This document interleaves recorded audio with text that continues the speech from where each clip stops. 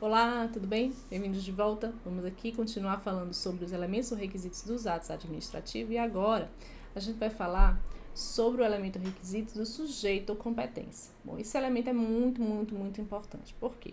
Porque o sujeito ou a competência é aquele a quem a lei, olha, veja bem, a lei atribui competência para a prática do ato, certo? Quando a gente fala do elemento ou requisito sujeito ou competência, a gente está falando de uma pessoa, certo?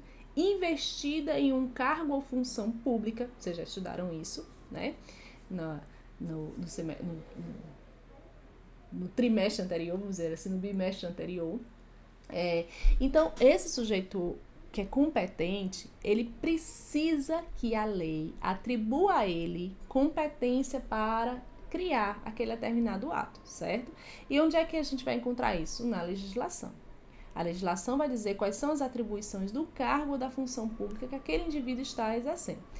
Lembrem-se, o cargo ou função eu posso ter também as situações de delegação, né? Quando os particulares em colaboração com a administração, os permissionários, os concessionários, os delegatários, os particulares em colaboração de diversas formas, né? Seja quando vai ser mesário, vai ser jurado, ou recebe uma delegação cartorial, por exemplo, para ser tabelião, enfim. O indivíduo ele tem que ter competência, e essa competência vai estar onde? Na lei. É a lei que vai dar essa competência para que ele possa praticar aquele determinado ato, certo? Uma coisa importantíssima. A competência, ela não se presume. Se o indivíduo que está investido naquele cargo pode fazer isso, então ele deve poder fazer aquilo. Não, não se presume. Precisa estar descrito na lei, certo? Ela é inderrogável, ou seja, inderrogabilidade. O que é que significa isso? Eu não posso abrir mão da minha competência. Não quero fazer isso não, porque isso é muito complicado, muito complexo, tenho medo e não quero fazer. Vou abrir mão dessa competência. Não pode, tá? O indivíduo, se a lei determina, tem que cumprir. Ela é improrrogável, improrrogabilidade. Então, por exemplo, eu assumo em substituição a função, o cargo de alguém, tá? E aí, digamos, umas férias, alguma coisa desse tipo, eu assumo em substituição e durante aquele período que eu estou substituindo, eu estou investido com a competência para produzir os atos administrativos. Acabado aquele período, não se pode prorrogar essa competência, tá? Acabado aquele período, eu retorno ao meu cargo original e aquela pessoa que é o titular daquele cargo é quem vai emanar as suas decisões, tá? Então, não há prorrogabilidade da competência.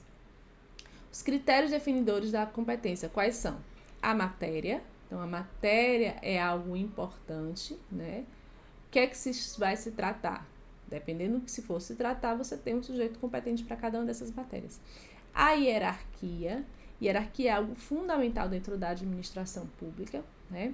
Eu tenho uma hierarquia para os atos administrativos. Então, por exemplo, quando a gente fala sobre decretos, os decretos eles só podem ser emanados pelo chefe do Poder Executivo.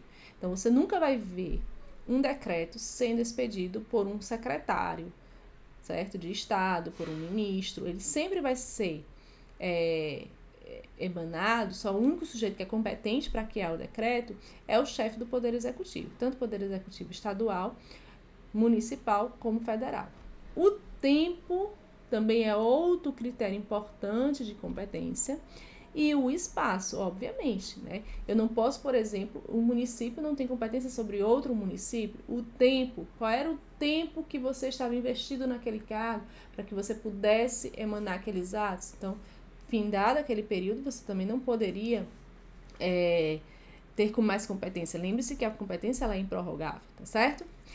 E dois aspectos aqui fundamentais dentro da estrutura da competência, que é a delegação e a avocação, tá?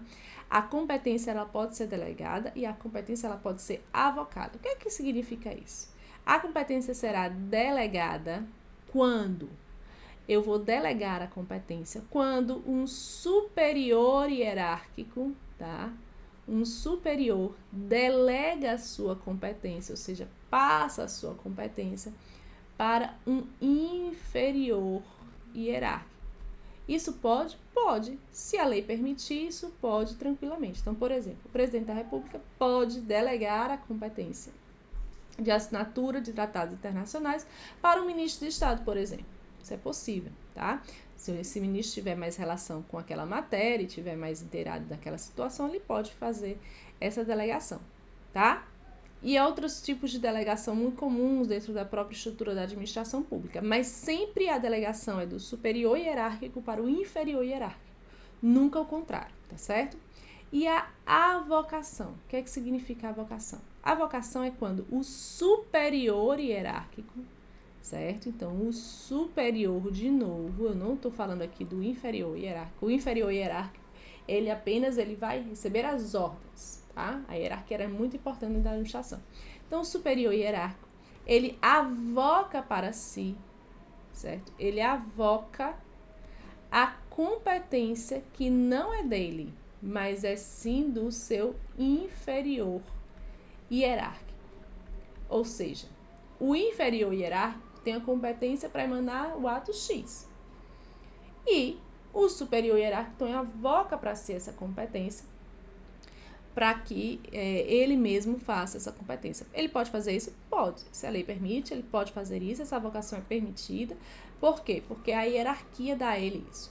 A hierarquia faz com que o superior hierárquico tenha responsabilidade não só pelos seus atos, mas pelos atos que são emanados pelos seus inferiores hierárquicos. Então, por esse motivo, ele pode avocar para si a competência para exercer aquele determinado ato.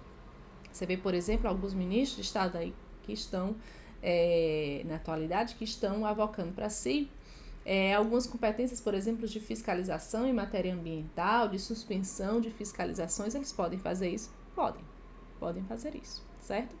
Agora, lembrando que para todo ato administrativo emanado, né, eu preciso ter um sujeito, um indivíduo que tenha competência para praticar esse ato. O fato desse sujeito, desse indivíduo, ter competência para praticar esse ato não significa dizer que aquele ato é válido ou que aquele ato não seja passível de anulação, ou ainda que aquele ato não seja passível de responsabilização por quem emana aquele ato. Tá? Então, isso é algo fundamental dentro da estrutura do ato administrativo, a responsabilização. Tudo está ligado aqui à responsabilização. Em matéria administrativa, você tem essa responsabilização muito forte, né? Desde que ela seja perseguida dentro da estrutura do judiciário e do próprio Ministério Público, que é quem tem a competência para isso, tá? E a verdade, lá na Lei da Ação Popular, vocês veem que qualquer cidadão também pode, né, impetrar uma ação popular para visando anular um ato administrativo que seja lesivo à sociedade, ao patrimônio público em geral, né? Mas essa estrutura aqui, ela é muito importante para a gente compreender como isso ocorre, tá certo? Espero que vocês tenham entendido. Essa aula é muito importante da competência, do sujeito competente dos atos administrativos. No próximo bloco, a gente fala sobre o segundo elemento, o requisito, que é a forma. Até já já.